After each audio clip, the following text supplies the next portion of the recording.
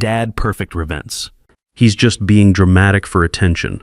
Those were the exact words my daughter-in-law Diana said about me lying in a hospital bed with 3 broken ribs and a concussion. She was choosing a spa weekend over helping her injured father-in-law. I just smiled, hired a private investigator, and started collecting evidence. What she didn't know was that I'd already discovered the $47,000 she'd stolen from my accounts. A few weeks later, when the police knocked on her door with handcuffs, her shock was absolutely priceless. My name is Carl Fisher. I'm 58 years old, and I live in Phoenix, Arizona. Spent 35 years building a chain of auto repair shops from nothing. Sold them 2 years ago for $2.1 million. Now I restore classic cars in my garage and thought I was enjoying a well-deserved retirement. Turns out I was just funding someone else's luxury lifestyle while getting played like a fool. My son Victor wasn't always the man he became. I remember when he was 10, helping me change oil in the garage every Saturday morning, asking a million questions about every bolt and gasket. His small hands would carefully hand me the right wrench, eyes wide with curiosity about how engines breathed and why oil mattered. He was hard-working, eager to learn the business, talked about taking over the shops someday. That changed when he met Diana 3 years ago. Don't misunderstand me. She's attractive in that polished way some women perfect. Perfectly styled blonde hair that never seemed to move, designer clothes with tags I didn't recognize, smile that could sell snow to someone living in Death Valley. But underneath that magazine cover surface, there was something calculating, cold, like she was always doing math in her head. I noticed it the first time Victor brought her to Sunday dinner at my modest apartment. The way her blue eyes swept over my furniture, taking inventory. The slight downturn of her lips when she realized I'd downsized from the 4-bedroom house after selling the business.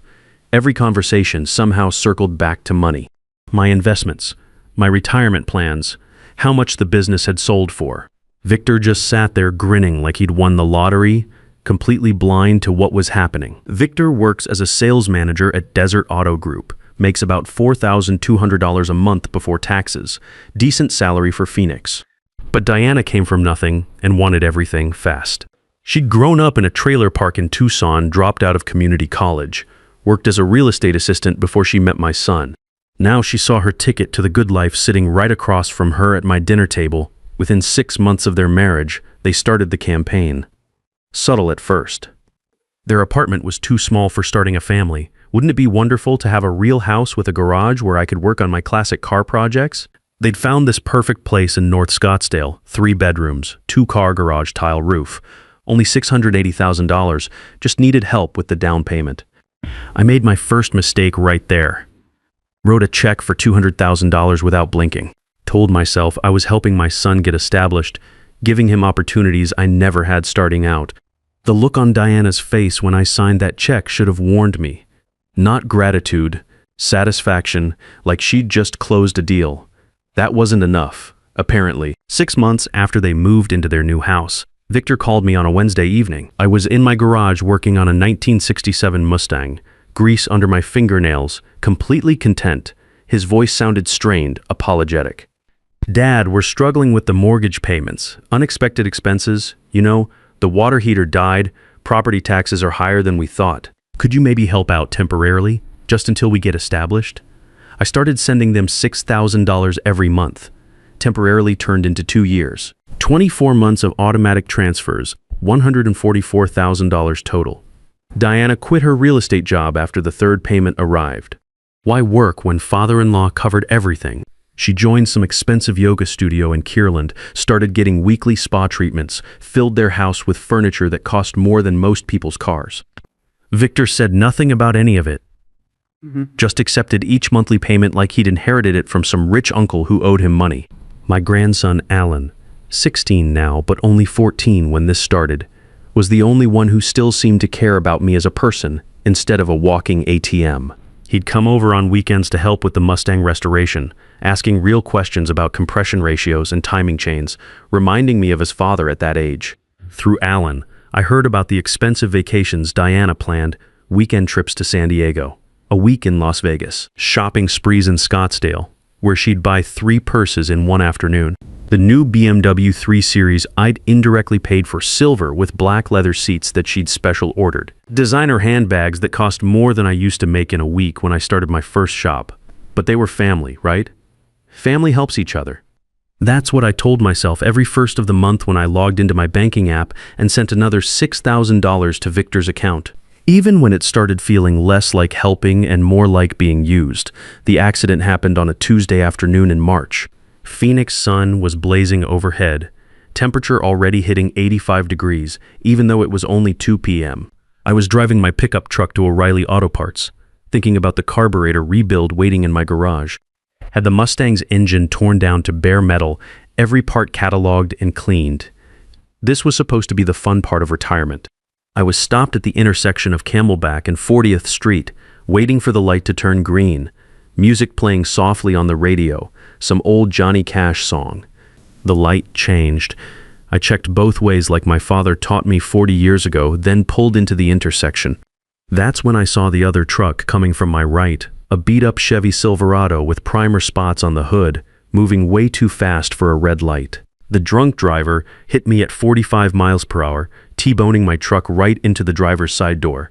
The impact spun my pickup twice before it slammed into a concrete light pole. The last thing I remembered was the smell of antifreeze and the sound of breaking glass. Then everything went black. I woke up in Banner, Good Samaritan Medical Center 6 hours later, with pain radiating through my entire right side. Every breath felt like someone was stabbing me with a knife. The emergency room doctor, a tired-looking woman in her 40s, explained the damage. 3 broken ribs, severe concussion, damaged left leg that would need physical therapy. The drunk driver who hit me was in the ICU, blood alcohol level twice the legal limit. "You're lucky to be alive, mister." "Fisher," she said, checking my pupils with a small flashlight. "Another few inches and that impact would have crushed your chest cavity." "Lucky." Didn't feel lucky lying there in that sterile room, every movement sending lightning bolts of pain through my torso.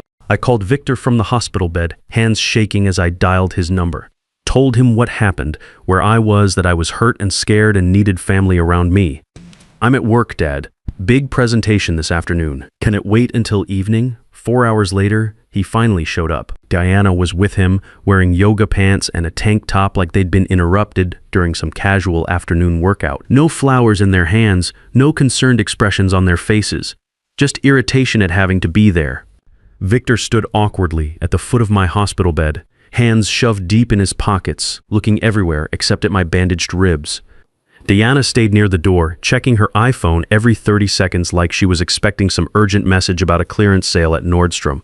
"How are you feeling?" Victor asked automatically, the question empty as a campaign promise. "Like I was hit by a truck," I said, trying to shift positions and wincing as pain shot through my chest because I literally was hit by a truck. Diana looked up from her phone, irritation flashing across her perfectly made-up face. "Well, the important thing is, you're okay. The hospital is taking good care of you. They have all that expensive equipment and professional nurses. Doctor says I'll need help for a few weeks," I said, watching their faces carefully. "Recovery, physical therapy, getting around. Can't drive with this leg, can barely walk to the bathroom without help." That's when Diana cut me off, her voice sharp and cold as January wind. "We can't take care of you, Carl. We're going to that wellness retreat in Sedona this weekend. Everything's already paid for. The spa packages, the couples massage sessions, the meditation workshops. We've been planning this for months." I stared at her, wondering if I'd heard correctly. "I was in a car accident. I have 3 broken ribs and a concussion." "We understand that," she said, crossing her arms defensively, "but our weekend can't be canceled. You'll be fine here. They have nurses, professionals, people who actually know about medical stuff. That's what hospitals are for." I looked at Victor, waiting for him to say something. Anything. Tell his wife that his injured father took priority over hot stone massages and yoga classes.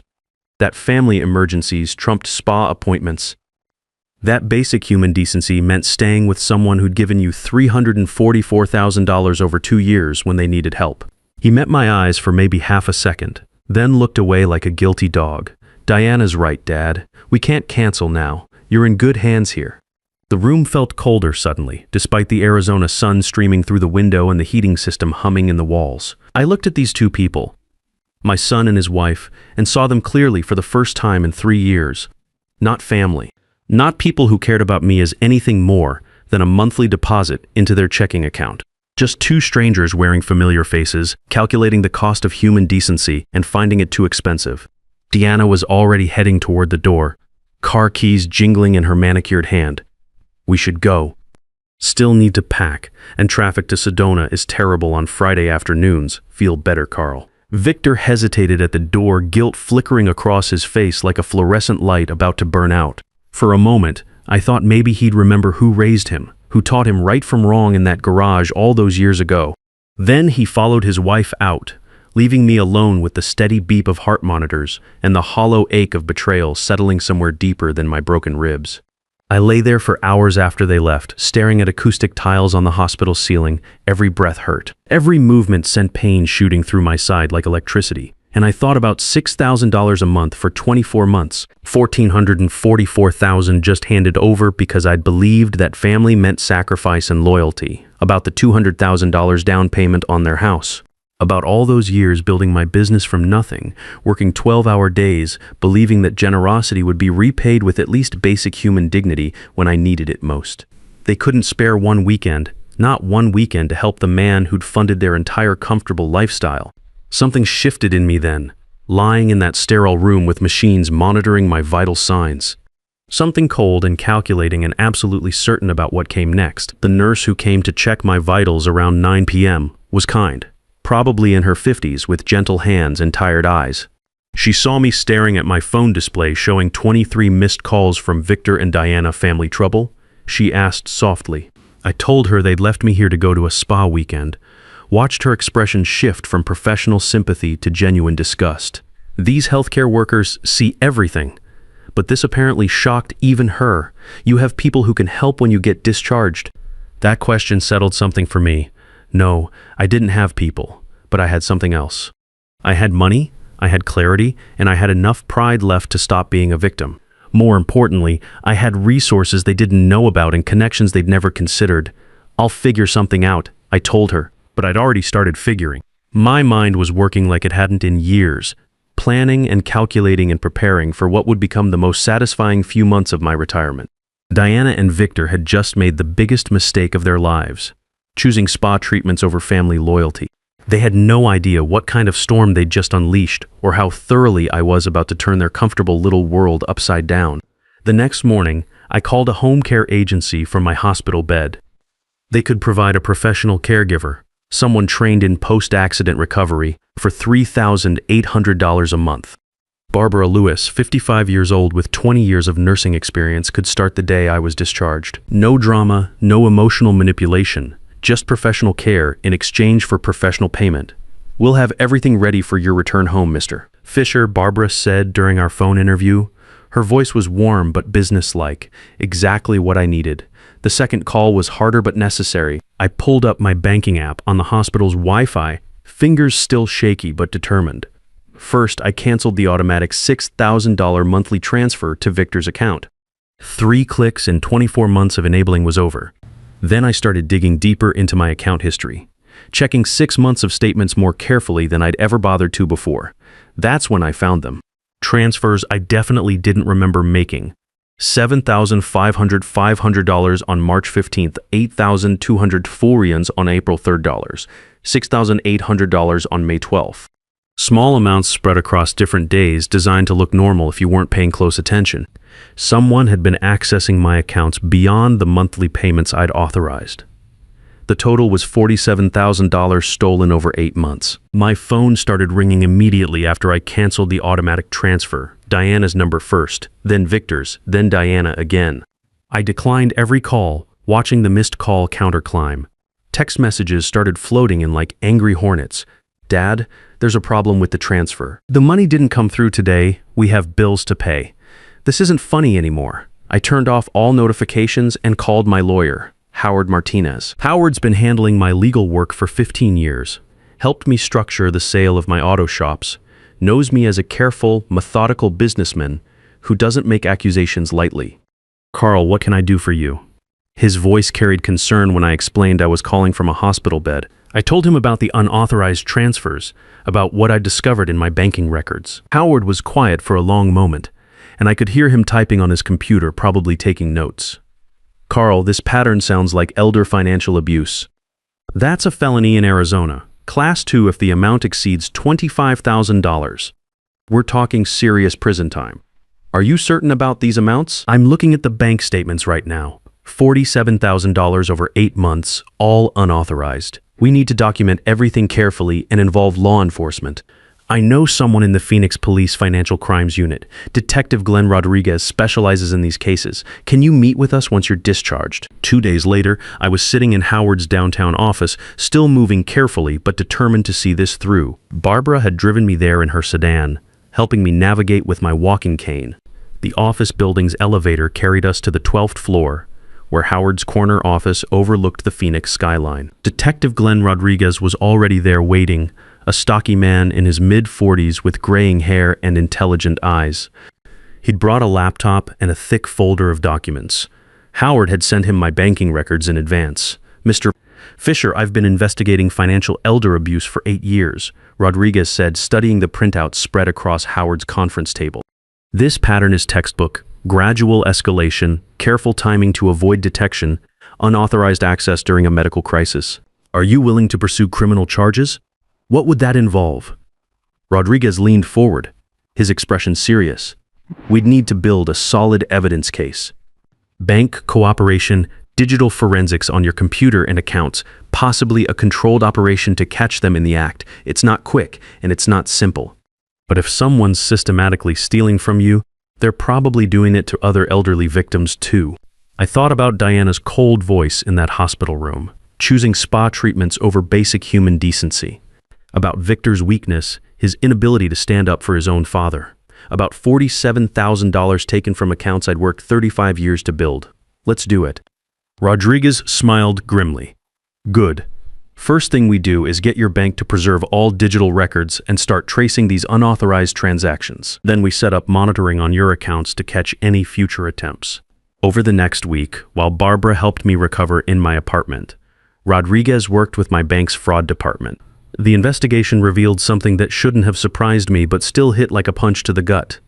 All the unauthorized transfers traced back to the same IP address, the same computer. Diana had somehow gotten access to my online banking credentials, probably during one of their visits to my place. But Rodriguez wanted more than just digital evidence. "We need to catch her in the act," Rodriguez said during our second meeting. "Digital evidence is good, but juries love to see actual criminal behavior on camera. Are you willing to let us set up surveillance in your home?" I thought about Diana's calculating eyes, the way she dismissed my injuries like an inconvenience. Absolutely. The surveillance team came the following Tuesday, installing tiny cameras in my living room and home office. Everything legal, all with proper warrants and court orders. Rodriguez's plan was elegant in its simplicity. We'd let Diana know I was confused about missing money and important documents, see if she'd come to cover her tracks or steal more. Alan unknowingly became part of the operation when he visited that weekend. While we worked on the Mustang's transmission in my garage, I mentioned casually that I couldn't find some financial paperwork, that I was worried about my memory since the accident. "Maybe you could ask your mom if she's seen anything when she was here helping after my fall last month," I said, knowing full well Diana had never helped with anything. Alan nodded, completely innocent. "Sure, Grandpa. Mom's been really stressed about money lately anyway. She might remember." The bait worked perfectly. 3 days later, Diana showed up at my apartment while Barbara was out grocery shopping. I pretended to be napping in my bedroom while hidden cameras recorded everything happening in my living room and office. Diana went straight to my home office like she owned the place. She opened my filing cabinet with a key she absolutely shouldn't have had, photographing financial documents with her iPhone. Then she turned on my computer, and I watched later as she accessed my online banking, checking account balances and recent activity. But the real evidence came when she opened my desk drawer and pulled out a checkbook, made out a check to D. Coleman Home Care Services for $5,000, forging my signature with practiced ease. This wasn't her first time. The handwriting analysis later showed she'd probably done this at least 6 times before. Rodriguez arrested Diana the following Tuesday morning at 7:30 a.m., right in front of their North Scottsdale house. I wasn't there to see it, but Alan called me 2 hours later, voice shaking with confusion. "Grandpa, something crazy happened. Police came and arrested Mom. They had handcuffs and everything. Dad's freaking out." Victor called me 30 minutes after Alan, his voice a mixture of confusion, anger, and something that might have been fear. "Dad, what the hell is going on?" "Police arrested Diana. They're saying financial elder abuse, fraud, forgery. This has to be some kind of mistake. No mistake, Victor. She's been stealing from me for months. $47,000 in unauthorized transfers, plus forged checks. It's all documented. Silence on the line that lasted so long I thought the call had dropped. Then, that's impossible. Diana wouldn't. Victor, I have video of her in my office yesterday, writing herself a check for $5,000 and forging my signature. The bank has records of every unauthorized transfer. Your wife is a thief. The next few weeks were the most satisfying of my retirement. Diana's lawyer tried every angle they could think of. She'd had permission for all transfers. She was confused about the amounts. She was just trying to help manage my finances. But the evidence was overwhelming. Security cameras showing her breaking into my home office. Bank records proving unauthorized access. Digital forensics from my computer showing her login activity. Forged checks with her fingerprints. The preliminary hearing was held in a downtown Phoenix courthouse, a sterile room with fluorescent lights and worn carpet. Diana sat at the defendant's table in an orange jumpsuit. Her perfectly styled hair now pulled back in a simple ponytail. No more designer clothes, no more manicured nails, just the reality of facing 5 years in state prison for elder financial abuse. Victor came to see me during the court proceedings, looking like he'd aged 10 years in a month. He sat in my living room with his head in his hands, shoulders shaking. I didn't know about the money, Dad. I swear on Mom's grave I didn't know Diana was stealing from you. But you knew about choosing a spa weekend over helping your injured father. He looked up, tears streaming down his face. Yes, and I'll regret that for the rest of my life. I should have stood up to her, should have protected you. Diana's going to prison, Victor. 30 months minimum for elder financial abuse, another 18 for fraud and forgery. The judge wants to send a message about protecting seniors from family predators. I'm divorcing her, he said quietly. Filed papers yesterday. I want full custody of Alan. He shouldn't have to pay for his mother's crimes. The final sentencing hearing was 6 months later. Deanna received 30 months in state prison and was ordered to pay $73,000 in restitution, covering the stolen money plus legal costs and punitive damages. Her accomplice, some boyfriend who'd helped forge documents, got 18 months probation. Victor testified against her, which helped his divorce case tremendously. He got full custody of Alan and kept the house, though he had to take out a new mortgage to pay me back the $200,000 down payment. I want to earn things myself from now on, Dad. No more handouts. Good, I said.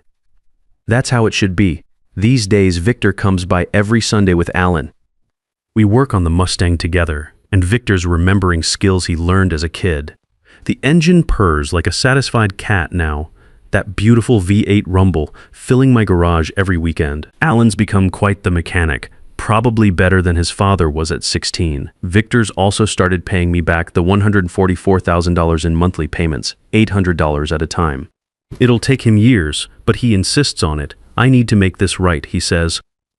Diana's in Perryville Women's Prison, learning that actions have consequences. The wealthy lifestyle evaporated the moment those handcuffs clicked. The house she'd filled with expensive furniture, Victor sold most of it to pay legal bills. The BMW repossessed when she couldn't make payments from a prison cell. Detective Rodriguez told me my case helped them arrest 4 other people running similar scams on elderly victims. The legal precedent made elder financial abuse prosecutions easier statewide. But the best part? Last Sunday, Alan looked up from the carburetor we were rebuilding and said, "Grandpa, I'm proud of you for fighting back. Dad should have protected you. But you protected yourself." Sometimes the best lesson you can teach your family is that respect can't be bought, and you won't be taken advantage of no matter who's doing the taking. Deanna learned that lesson in handcuffs. Victor's learning it by paying me back honestly, and me? I'm just enjoying my retirement, surrounded by people who actually value me for more than my bank account. The Mustang runs perfectly now. So does my life. Family isn't defined by blood, but by who shows up when you're broken.